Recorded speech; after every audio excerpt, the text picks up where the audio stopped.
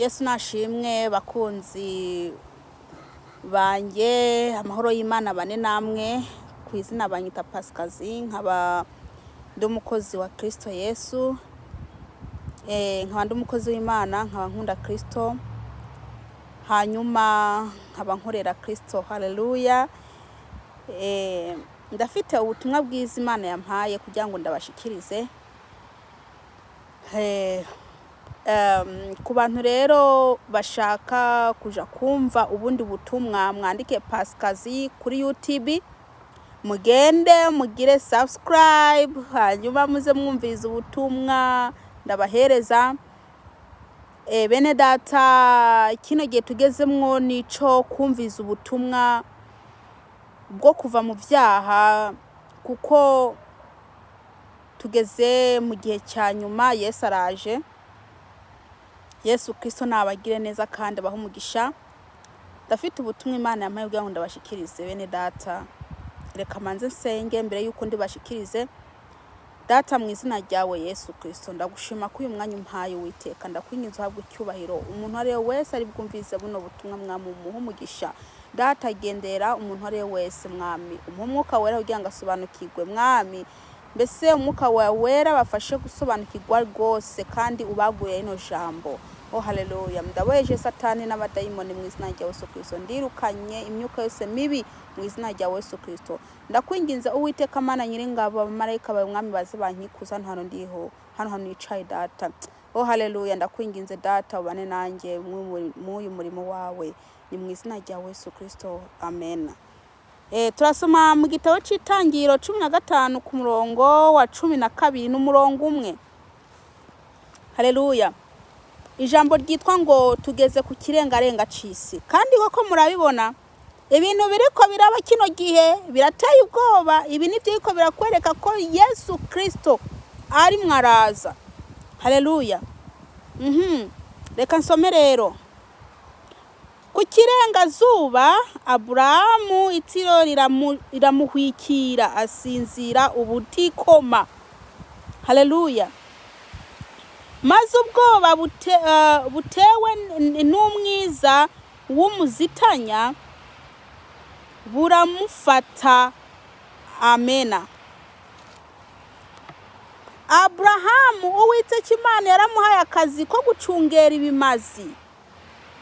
Yamuhaye akazi ko kugumagira ngo shi, kuko hari inyoni zaguma ziza zigakora ku ntuzenye, zaguma ziza zishaka gukora ku bimazi. Rero hagize iki, habaye iki, hace haza akarengarenga nyene. Akarengarenga karaza kamaze kuza, Aburahamu kwa kugira ngo shi, kurarangira atanga kugira ngo shi. Haleluya. Aburahamu aratsinzira neza.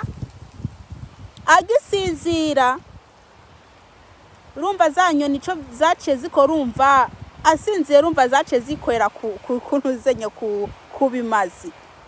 Haleluya. Tugeze ku kirengarenga cyisi. Turi ku kirengarenga cyisi. Urebye n'ibintu biriko biraba, urebye n'ibintu biriko biraba iki gihe, mwene data, birakubwira ko cyangwa se birakwereka ko tugeze ku kirengarenga cyisi. Isi yarangiye. Haleluya. Kwiki kirengarenga cyisi, abantu bahora basenga, bagasenga bati Holy Ghost fire, ati mu izina rya Yesu, ati turabohesheje. Wewe yungu basiga basenga Holy Ghost fire, mu izina rya Yesu turabohesheje. Ubu ngubu ntibagisenga bikwiye, ntago bagisenga bikwiye. Ubu ngubu basigaye barasinziriye. Tugeze ku kirengarenga cyisi. Haleluya. Abakristo bari kubarava mu Mana, basubira muri yasi bari bavuyemo. Abakristo bari kubaratuka Imana, bihakana Imana, ngo nuko bari mu bibazo, ngo nuko bari mu bigeragezo, ngo bace bava mu Mana, ngo bave mu Mana bigire se shahu. murava mu Mana muri ko muraja hehe? Murayivaho muja he? Koko mwavuye hariya uwo mushaka kugira iki?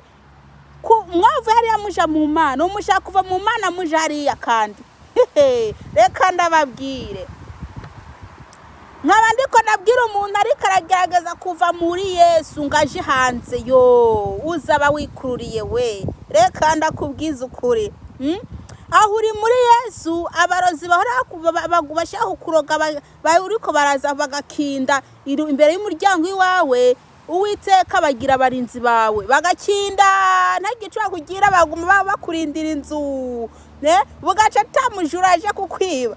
Ariko niwava mu Mana abakinzi bazaza bakwiba bakinda banakwicara ku mutwe ibyo bashaka byose bazabigukora, kubera ko umubiri wawe uzaba ufunguye, uzaba wahaye uburenganzira Satani bwo kuza kukuvyinira ku mutwe. Ibyo byiyumvira ufite byo kuva mu Mana nubireke, kuko ushaka kwikurira ibibazo. Haleluya. Tugeze ku kirengarenga cy'isi. Abakristo bariko baragenda bisambanira, ngimana ngizambabarira. Reka ndakubwiza ukuri, urashobora kuja gusambana ugacupfira hariya nyine ugacupfira. Uzacuja hehe? Uzacuja hehe niwapfa mwene data? Murafite agakuku k'abantu batari mu Mana, mwicara hamwe nabo bavuga ibitutsi mukajana nabo, mbese bavuga umuntu mukajana nabo, mbese batuka umuntu mukanezererwa, mbese bagira ibintu byose bimukanezerwa, ukitwa nguru umukristo. Mwene data ni wihane,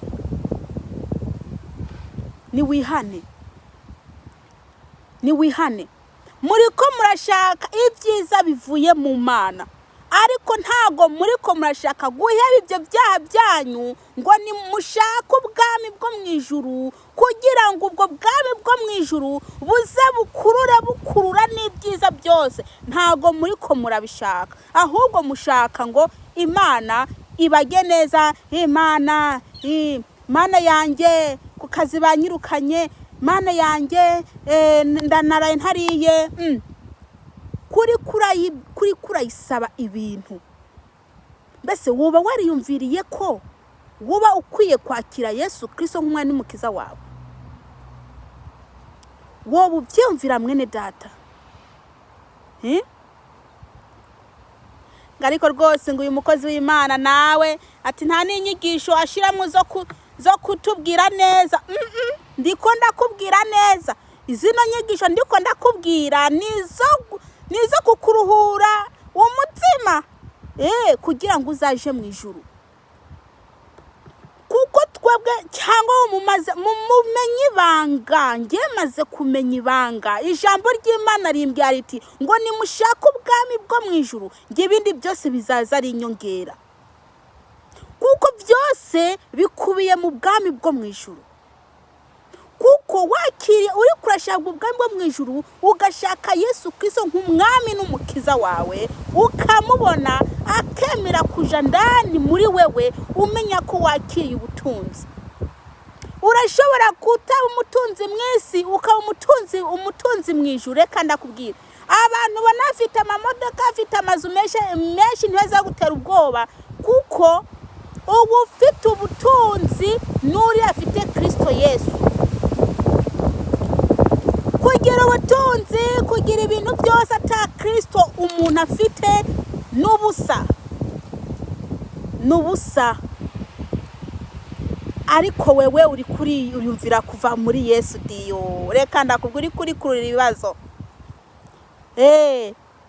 Ngisoka ngo amasoko yanjye yampombeyeho, ngo nabaye umukene, ngo nabaye iki. Ariko se niwe uyumvire se wowe uri muri Yesu koko? Namba ushaka ko Imana kugira ibintu byiza numanzu uyishake. Uwiteka Imana Isirayeli yabwiye Aburahamu ngo nuve mu nzu ya so nuve mu gihugu cy'iwanyu ngo ugende mu gihugu nzakwereka. Aburahamu iyo yaguma hariya ntago Uwiteka ari kumuha umugisha. Aburahamu na Sara bari ngumba, nta bana bari bafite, nta n'umwana ubu bari bafite. Ariko Aburahamu yabonye ko niyaguma kwa se mu bihugu by'iwabo katakamaro, aremera araheba acakurikira Uwiteka Imana ya Isiraheli. None mwene data wewe uri kurakurikira nde? Uriko urakurikira nde? Uri kurasaba Imana ngo iguhe umugisha? Ese wabanje urireba? Ijambo ry'Imana rimbwira riti ngo nta mahoro y'umunyabyaha ariho. Nta mahoro y'umunyabyaha. Yewe shaka ubutunzi ndege utaramenya Kristo Yesu, nta mahoro ufite. Ugenda ufite umutima ugukubitagura, nta mahoro. Nta mahoro y'umunyabyaha hari. Ndabwira kwihana mukambwira nabi. Murambwana muzaguma mumbwira nabi, nanjye nzaca ndushirizaho kubabwira mwihane, kuko nizo nyigisha Imana ishaka ko ndabahereza. Nta kuntu nakubwira ko Imana ikwemereye kukubakira inzu waraye ku mugore atari uwawe, waraye uramukorakora mu mabere no ku kibuno, ngo ndakubwiye ngo Imana ngo izakubakira inzu. Ntibibaho. Manza ukubwira ati manza wihane kiriya cyaha wakoze kugira ngo Imana ikugire neza. Abanyayisiraheli bakiri muri Egiputa, nimwibuke ko Uwiteka Imana ya Isiraheli yemereye sogokuruza wabo Aburahamu ko azabatwara mu gihugu cy'isezerano. Ariko kugira ngo abanze abatware muri cya gihugu cy'isezerano, babanje yabanze kubakura muri Egiputa. Haleluya. Yabakuye muri Egiputa, arabakura muri Egiputa. Bari ko bararira, bararize, baraboroga, baratatse. None mwene data wewe wowe uri kuratakira Kristo ngo agukure muri Egiputa urimo. Abanyayisiraheli baratatse, maze ugutaka kwabo kugera ku mwami Yesu, kugutaka kwabo kugera ku Mana ya Isiraheli, kugera ku Mana ya Isiraheli, ugutaka ukurira kw'Abanyayisiraheli bakiri muri Egiputa. Uwiteka arabumva, agenda kubatabara, arungika Mose aragenda kubatabara, agenda kugira ngo bagere muri cya gihugu cy'isezerano Uwiteka Imana yasezeraniye Aburahamu. Babanje kuva muri Egiputa. Haleluya. Babanje kuva muri Egiputa. Nawe kugira ngo uzaje mu ijuru, ntago bikunda ukiri mu byaha, numanza uve muri Egiputa y'ibyaha hariya Satani yakuboheye, numanza uririra Uwiteka aza gukura, ugende kwihana, aza gukure mu bwo buretwa urimo bw'ubusambanyi. Mwene data, ugenda waraboshwe mu mwuka, ntabyo ubona, amaguru yawe agenda kurura ikintu mu mwuka, wararozwe. Yewe we ari kuguma mu byaha, uguma mu byaha. Mbese ntago mushaka mbese kubohoka, mushaka kwigumira mu byaha. Bene data nshuti z'umusaraba, Yesu Kristo arabakunda. Witwa kuri umukristo kandi n'umukobwa agenda kwikinisha ijoro ryose, ukikinisha bukarinda buca, ukikinisha. Hanyuma ngo Mana ndasaba umugabo, ngo ndasaba umugabo kubaka urugo. Ntago ukiri umukobwa warikinishije, ntago ukiri umukobwa, wa mukobwa wikinisha ijoro ryose bukarinda buca, ntago ukiri inkumi kuko waramaze kwiyonona. Ubusugi bwawe bwarakuvuyeho, waramaze kwiyonona. Nukumbure wiruke hakiri kare, ugenda ushake Yesu Kristo akubabarira ibyo byaha byawe, hanyuma ubu umuntu mushasha mu Mana, ubu umuntu mushasha mu Mana. mushasha mu Mana. Yesu Kristo akugire neza, kubabarire, akugire umuntu mushasha. Naho ubundi ubwo busambanyi uri kurakora, ubwo kwikinisha uri kurakora, uzasanga byagize byambutse bikaja no ku bana uzabyara. Nutareba neza ngo wihane, ngo usengere n'abo bana bawe, ngo amaraso ya Yesu Kristo aboza bakure ico kintu, ngo Imana ize ifashe abo bana bawe ntibazi basambane kubera wewe. Ko muri ko murakinisha ibyaha, ntimukinisha ibyaha bene data. Ibyaha birakurikirana. Abrahamu yabeshe ko Sara ari mushikiwe. Amaze kubesha, Abrahamu amaze kuvyara Yakobo, nako Isahaki, sorry mumbabarire, amaze kuvyara Isahaki, Isahaki nawe yarabeshe nkuko se yabeshe. Vyumvikane ko cya cyubeshi cyavuye kuri se wa Isahaki candukira kija ku mwana. Kimaze kuja ku mwana, Isahaki arabesha kandi ko Rebeka atari umugore wiwe. Arabeshe kandi yari umugore wiwe. Icyo cyaciye kimuvako kirambuka kija kuri Yakobo. Yakobo nawe beshande abesha Isahaki, aramubwira ati ngo ndiye Esawu kandi ari Yakobo. Icyo cyaha cyagiye kuri Yakobo, abesha Isahaki. Amaze kubesha Isahaki, ise wiwe, Yakobo nawe yarabyaye abana. Cyavuye kuri Yakobo kija ku bahungu biwe. Yakobo ari we Israeli, nawe arabeshwa ngo Yosefu yapfuye kandi atapfuye. Bene data, muve mubwo busambanyi bwanyu, mwihane kandi musengere n'abana banyu, kuko ibyo byaha mutabasenge ngo mubasengere birashobora kwambuka bikaja mu bana banyu. Ego maje kumbwira ngo ndabakarira, ngo ndafite ifuhe, niko bambwira ngo ngiye mfite ifuhe. Nta fuhe mfite, ahubwo ndiko ndahimiriza abantu kuva mu byaha, kuko ibyaha birafite ingaruka.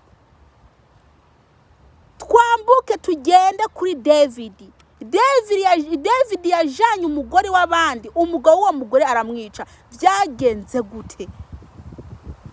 David yashatse kubakira Uwiteka Imana Isirayeli inzu. Uwiteka Imana aranga, aravuga ati warakoze amaraso. Ati ahubwo umuhungu wawe niwe azanyubakira. Nuko byabaye uko, yarabyaye abahungu.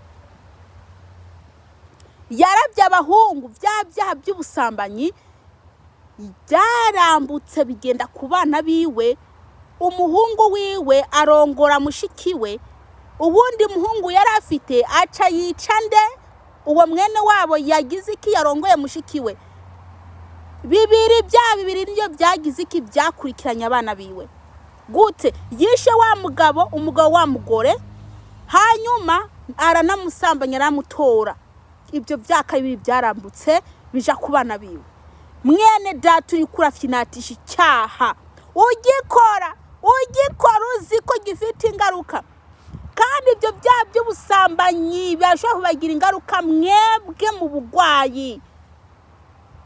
Haleluya. Nimwihane muve mw'ibyo byaha. Abanyayisirayeli Uwiteka Imana yabakuye muri Egiputa, arabajana. Kugira ngo uje mu ijuru ni lazima uhebe ibyo byaha byawe.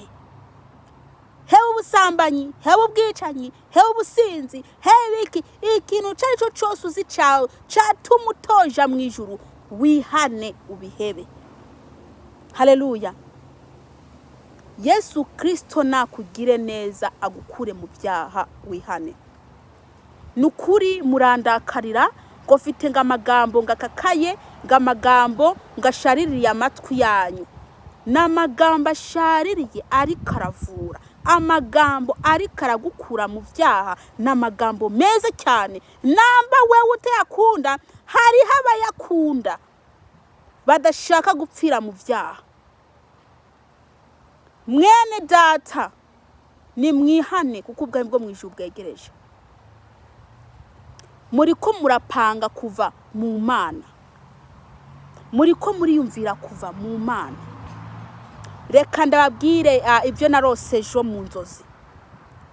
Ejo narose ndi mu rugendo hamwe n'abandi turiko turagenda ku muhanda, mu muhanda. Imbere yacu hariho umuntu aturongoye. Haleluya. Maze mwabo bantu twari turi kumwe, umwe aragira iki, umwe aratuvamwo aja hepfo y'umuhanda. Aho hepfo y'umuhanda hariho abantu bambaye nabi, banduye, agenda muri bo. Twebwe tuguma twigira dufata inzira yo kugenda. Nagiye ndirimba nakora sikimana, ariko Mana yanjye nuko nakibagiye. Bishatse gusigura iki rero? Ngwikire kandi abasigurire. Ino nzira turimwo tagendamwo, turiko tanyuramwo ni nzija mu ijuru. Uwo muntu yaraturongoye ninde? Ni Kristo Yesu. Uyu muntu nawe yatuvuyemo agenda, n'abantu bava mu gakiza bagenda mu vy'isi. Yesu Kristo nabagire neza abakristo, muriko murava mu Mana. Kuko urava mu Mana igikoko kizaca kigusama. Urava mu Mana uzarira, ntara kimwe uzakwimarira. Uzarira, uzashaka amahoro yabure, kuko ukiri mu Mana nubwo wari umukene wari ufite amahoro. Ariko niwamara kuva mu Mana uzabura amahoro, ube n'umukene nyakuja, wicwa n'ibyaha kandi uje no mu muriro. Ndakubwije ukuri rero, ni wihane kuko ubwami bwo mu ijuru bwegereje. Mwabasambanyi mwe, muriko murasambana ijoro n'umurango, mwigize indaya mwabakobwa mwe, muriko murambara ubusa, mwabasore mwe, muriko murambara ubusa, mwabagabo mwe, muriko murarongora abagore 70. Reka ndababwire, muriko murigirira nabi. Ibyo uko muriko muragira kurongora abagore 70. Nimutagira Imana ngo mwihane, ngo ibyo byaha Imana ibafuteho, kandi ngo musengere n'abana banyu, uzasanga mu miryango yawe usanga harimo abana barongora abagore 70. Mwihane, mureke gufyinatisha icyaha. Icyaha ntabwo cyo gufyinatisha, mukivemwo. Icyaha kigutwara ikuzimu. Icyaha gituma upfa. Icyaha gituma atamahoro ugira. Ni mwihane kuko ubwami bwo mu ijuru bwegereje. Haleluya. Tugeze kukirengarenga cyisi. Kukirengarenga cyisi. Yesu Kristo abagiye neza kandi abahezagire. Abantu bashaka kwihana nukuri mumpamagare. Mumpamagare, inumero zanjye ni 2 ubusa 6 4 7 4 8 ubusa 8. Rero ndaca ndazivuze nabi ndazandika aho hasi kugira ngo muzibone. Haleluya. Rero Yesu Kristo abahezagiye kandi abagiye neza. Reka nanze nsenga. Data mu izina rya Yesu Kristo ndagushima ku ijambo duhaye. Uwiteka Mana, ndakwinginze ubane n'umuntu ari wese ari bwumvize no jambo. Umuha umugisha ni mu izina rya Yesu Kristo. Amen. Yesu